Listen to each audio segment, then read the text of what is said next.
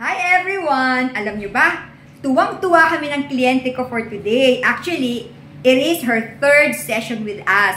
Cryoliposis po ang ginagawa namin sa kanya. Dati, ang waistline ni ma'am ay 36 inches. Yes, ganun kalaki. Pati tiyan niya ang laki. Mukha siyang buntis at alam naman ni ma'am yon. Ngayon, on our third session, ang kanyang waistline ay tumataginting.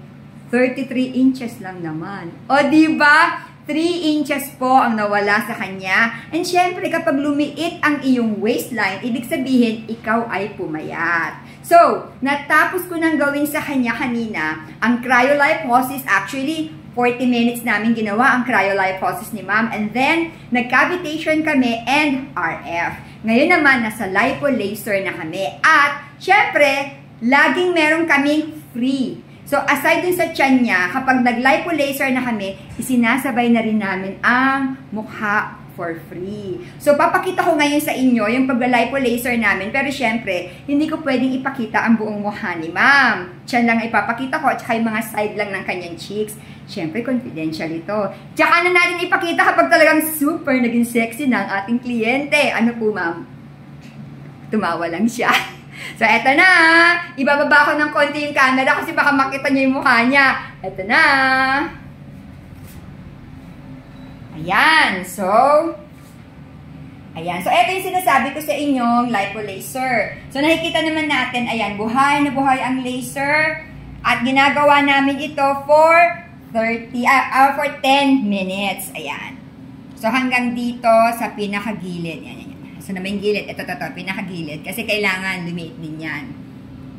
Ayan. So, sabi ko nga kanina, natapos na kami sa cryoliposis, cavitation, and RF or radio frequency. Ngayon naman, ipapakita ko sa inyo yung mukha ni ma'am kung ano inilagay namin doon. Pero syempre, gigilid ko ulit yung camera.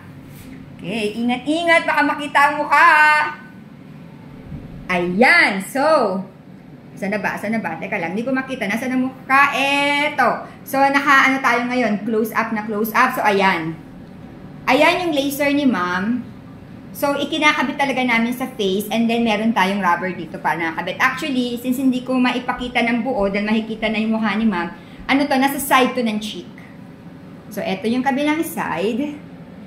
And then, ayan. Eto naman yung kabila. Yun nga lang, hindi ko siya pwedeng ma-long shot. Okay? Ito na ulit. Ito na ulit ako. At ito na. At ito na ako. So, para maintindihan nyo, yung inilagay ko sa mukha magkabila. Yung kanyang lipo laser dito. At saka dito. And then nilalagyan namin ng rubber para hindi siya mahuhulog. So, doon sa mga interesado sa inyo magpapayat, since this is very effective, alam nyo na kung sino hahanapin ninyo. I-chat nyo lang ako dito mismo sa page kung saan nyo nakikita yung video na ito. Ako mismo ang sasagot sa inyo. Mura lang ito. Doon na tayo mag-usap pag nag-PM kayo sa akin. Mas mura kami, mas affordable kami as compared to other skin clinic. So, paano? Magkapaalam na kami ni ma'am, pero hindi ko maipapakita ang kamay niya. So, ako lang ang magpapaalam sa inyo. Basta dito lang kami sa Novaliches Bayan, Quezon City. O, sige magbabay na! Bye!